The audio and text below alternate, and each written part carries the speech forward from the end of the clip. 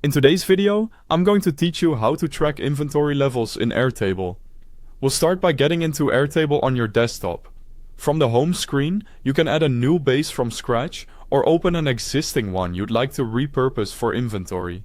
If you're starting fresh, give your base a name that makes sense for your team, so it's easy to find later. Next, set up your main inventory table. Rename the first table to inventory, so it's clear what it's for. Then add the key fields you'll use to manage stock. Create item name as a single line text field and a SKU or item code field so each product is uniquely identifiable. Add a category using a single select so you can group items consistently. For tracking counts, add quantity in stock as a number field and reorder level as another number field to define when it's time to restock. Include a supplier field to note where each item comes from, and a last updated date field so you always know when the numbers were changed. This table becomes your central database for everything you have on hand.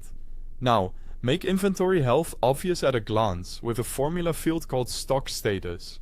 Configure it to compare quantity in stock against reorder level and return clear labels like in stock, low stock, or out of stock. This visual cue helps you act quickly without scanning through numbers. Create a few focused views to surface what matters.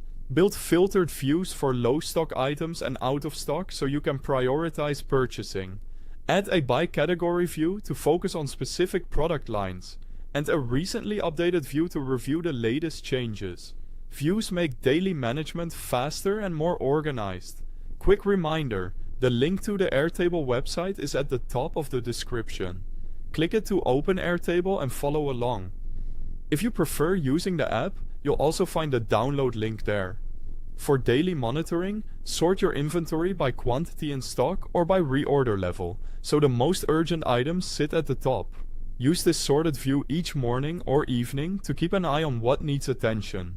To reduce manual checks, set up an automation that triggers when quantity in stock falls below the reorder level. Have it send a notification or flag the record so you know exactly when to reorder. This keeps you proactive and prevents stockouts. Finally, keep your data accurate. Update quantities whenever items are received or sold, and archive discontinued products so your base stays clean and trustworthy.